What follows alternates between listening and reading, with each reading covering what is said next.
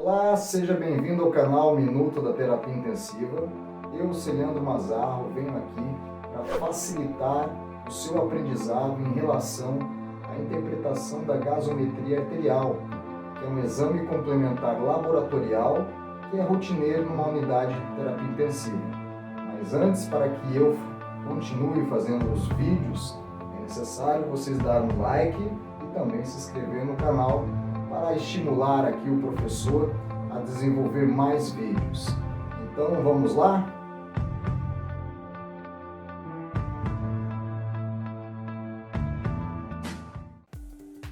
A gasometria arterial é um exame complementar laboratorial rotineiro em uma unidade de terapia intensiva, feito naqueles pacientes que estão em uma assistência ventilatória invasiva ou não invasiva. Ou seja, aqueles pacientes que estão em ventilação mecânica, entubados, traqueotomizados, ou aqueles que em respiração espontânea, para evitar a intubação, a gente utiliza aqueles ventiladores mecânicos não invasivos, com aquelas máscaras, que nós chamamos de full face, a total face, que nós utilizamos muito. E também aqueles pacientes que estão aí com oxigenoterapia, ou seja, necessitando uma oferta de oxigênio acima do ar ambiente. Então, para que a gente saiba se está tendo uma boa troca gasosa, é necessário que você colete a gasometria arterial, ou seja, é coletado o sangue arterial desse paciente. Então, esse sangue arterial é percorrido nas grandes artérias, normalmente é coletado na artéria radial, na braquial, na femoral. Então, lembramos que essas artérias aí, elas são de grandes calibres, Então elas estão profundas, então por isso que na hora de coletar esse sangue através da seringa, causa um pouquinho de dor. Aqui não dói nada. Espera só um minuto. Nossa, cacete de agulha. Então dessa forma é levado esse sangue arterial para um gasômetro, que é o aparelho que vai analisar todos os valores dos parâmetros gasométricos, e depois chega um resultado através de um folheto para nós. E nós vamos analisarmos todos esses parâmetros gasométricos para ver se realmente o nosso tratamento de assistência ventilatória ou de oxigenoterapia está sendo benéfico para esse paciente. Ou se não, temos que alterar os parâmetros ventilatórios para manter um adequado tratamento. Então, é um exame complementar laboratorial muito importante para esse tipo de paciente. Então, agora vamos para os parâmetros gasométricos. O parâmetro gasométrico ele é muito importante para você analisar como está a função respiratória e também a função metabólica, principalmente urinária. Então, você vai analisar para ver se está funcionando adequadamente. E para que você saiba se está funcionando adequadamente ou não, você tem que decorar os valores dos parâmetros gasométricos. Então, para isso, é necessário que você decore todos os valores normais para saber se está alterado ou não.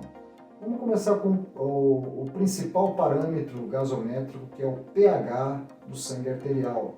Nós chamamos de potencial de hidrogênio, Nós produzimos muito hidrogênio no nosso corpo e esse hidrogênio tem que ser eliminado, de uma forma aí metabólica ou até pela parte respiratória devido ao dióxido de carbono. Então vamos lá, o pH, o valor normal dele no sangue arterial é de 7,35 a 7,45. Acima de 7,45, nós consideramos um pH alcalino, então ele está com uma alcalose. E abaixo de 7,35, o pH está com uma acidose, ele está ácido. Então isso tem que saber o valor normal, se ele passou de 7,45, ele está uma alcalose. E se ele caiu abaixo de 7,35, ele está com uma acidose. Aí vamos partir para o outro parâmetro gasométrico, que é o PO2, a pressão parcial de oxigênio arterial. Então, o PO2 arterial normalmente é em torno de 80 a 100.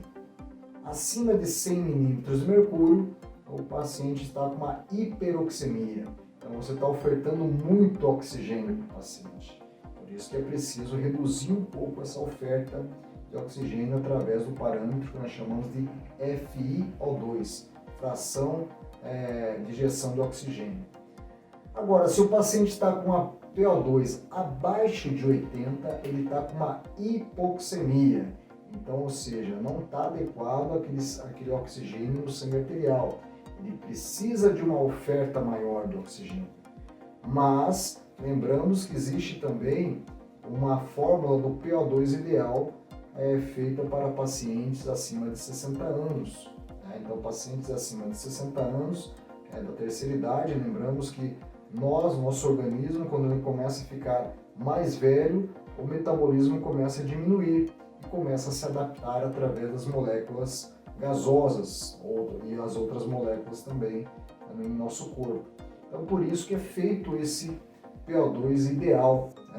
O PO2 ideal, a fórmula é 103,5 menos idade vezes 0,42. Então, é feito somente para pacientes acima de 60 anos, para facilitar aí se está tendo uma hipoxemia ou não. Porque se você fazer uma fórmula, o paciente está com 90 anos, você vai perceber que ele está em torno de 65 de PO2. Então, ou seja, quando eu falei que está 80 a 100, abaixo de 80 ele está com hipoxemia, só se for abaixo de 65. Esse é o caso desse paciente de 90 anos. Então, por isso que é importante saber a PO2 ideal. Mas a regra, se o paciente estiver abaixo de 60 anos, a regra é o PO2 de 80 a 100 milímetros de mercúrio. Aí nós temos outro parâmetro que nós chamamos de PCO2, a pressão parcial de dióxido de carbono. Então o CO2 ele é produzido frequentemente no nosso corpo, no nosso metabolismo celular. Lembramos do ciclo de Krebs, liberado o CO2 na corrente sanguínea, no sangue venoso, e ele é necessário ser expelido para algum lugar do nosso corpo. E o lugar principal é o sistema respiratório. Por isso nós chamamos de parâmetro respiratório o PCO2. Então o CO2 é liberado, é expelido do sangue venoso para o sistema respiratório para ser expelido para o ar ambiente. Então quando nós expiramos, nós eliminamos uma quantidade parcial de CO2 no nosso sangue venoso que se transforma em sangue arterial. Então, por isso que é um parâmetro respiratório. E qual que é o valor normal do PCO2? É de 35 a 45. Então, de 35 a 45, o paciente está ventilando adequadamente. Por quê? Porque ele está eliminando adequadamente uma quantidade de CO2 do organismo para fora, Então, isso é importante. Acima de 45, o paciente está com uma hipercapnia. É sinal que está retendo muito CO2 no sangue arterial e o paciente não está conseguindo expelir adequadamente do seu sistema respiratório. Então o paciente está hipoventilando quando existe uma hipercapnia. Abaixo de 35 de PCO2, normalmente o paciente ele está hiperventilando e está com uma hipocapnia. Então agora vocês percebem, se o paciente está hiperventilando, ele está eliminando muito CO2. Quando o paciente está hipoventilando, ele não está conseguindo ventilar adequadamente. Está entrando pouco ar e saindo pouco ar. Então isso é importante a gente saber isso, para que na hora você pode ajustar adequadamente o ventilador mecânico, se ele está hipoventilando ou hiperventilando. E qual a causa do PCO2 no pH? Então ele vai alterar o pH. Eu sempre falo que o PCO2 é inversamente proporcional ao pH. Como assim? Então quando o PCO2 está acima do normal, acima de 45, a tendência do pH é cair, ficar abaixo de 7,35. Então o pH se torna ácido. E como eu falei que o PCO2 é um parâmetro respiratório, retirado esse CO2 somente do sistema respiratório, por isso que quando ocorre um aumento de PCO2 e uma queda do pH, ocorre uma acidose respiratória. Então, quando o PCO2 aumenta, o pH, a tendência é diminuir. Agora, quando for o contrário, o PCO2 começa a cair abaixo de 35, a tendência do pH é subir, acima de 7,45. Então, acima de 7,45 é uma alcalose, alcalose respiratória. Por quê? Porque foi o PCO2 que fez com que o pH suba. Então, o paciente está hiperventilando. O paciente está com uma hipocapnia e está hiperventilando, subindo o pH e descendo o PCO2. Então, é um parâmetro respiratório. Agora, vamos para o parâmetro metabólico. O parâmetro metabólico é o bicarbonato, que é o HCO3, né? É liberado muito o potencial de hidrogênio, né? O hidrogênio na urina, né? Então, quando o paciente para de urinar, ele para de produzir o bicarbonato, né? E quando ele urina demais, é sinal que ele está produzindo mais bicarbonato, tá? Então, isso é muito importante, principalmente em pacientes com insuficiência renal. Os pacientes com insuficiência renal, normalmente, eles estão com um bicarbonato bem baixo. Eles produzem uma acidose metabólica. Eu já vou falar sobre o pH junto com o bicarbonato. Então vamos primeiro falar do valor do bicarbonato. Normalmente nos laboratórios, né, mais comum na literatura também, o bicarbonato, o valor dele é de 22 a 26. Mas algumas literaturas e alguns laboratórios também concluem até 28. Então, dependendo do laboratório, a gente faz a análise. Normalmente é de 22 a 26 o valor. Então, o que acontece? Se tiver acima de 26, se está subindo o bicarbonato, a tendência do pH é subir também. Então, ele é diretamente proporcional ao pH. Então, isso que é interessante. Se você saber o valor exato do bicarbonato e o valor exato do pH, então o bicarbonato ele também altera o pH, como se fosse o PCO2. Só que o PCO2 é inversamente proporcional. Quando o PCO2 sobe, a tendência do pH é cair. Aqui não. Quando é o bicarbonato, que é o HCO3, a tendência é, quando sobe, a tendência do pH é subir, é se tornar alcalino. Uma alcalose metabólica. Lembramos que o bicarbonato é considerado um parâmetro metabólico. Então, quando sobe o bicarbonato, sobe também o pH, se torna alcalino o pH. Então, é uma alcalose metabólica. Agora, quando o bicarbonato cai abaixo de 22, a tendência do pH também é cair, né? Então, é ficar ácido. Como eu já disse, né, que o paciente com insuficiência renal, a tendência é ficar com uma acidose metabólica, né? Ele para com essa parada de produzir bicarbonato porque não está liberando uma quantidade exata de hidrogênio. Então começa a aumentar o ácido carbônico, né? Em vez de aumentar o bicarbonato, começa a aumentar o ácido carbônico e o pH se torna ácido. Então isso é muito importante. O base excess ou excesso de base, ele é um complemento metabólico. Então, se o bicarbonato estiver aumentado, o base excess também vai estar aumentado. Se o bicarbonato estiver em queda, o base excess também vai estar em queda. Então, qual que é o valor normal desse parâmetro, né, do base excess, que é o excesso de base?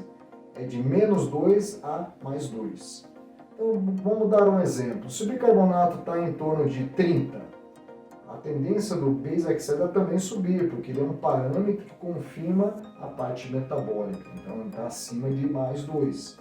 Se o bicarbonato estiver abaixo de 22, normalmente o base excess também está abaixo de menos 2, a menos 3, menos 4. Então, é um parâmetro aí que ele vai analisar aí uma confirmação metabólica. Aí nós temos outro parâmetro que é a saturação de oxigênio. O que é a saturação de oxigênio, né?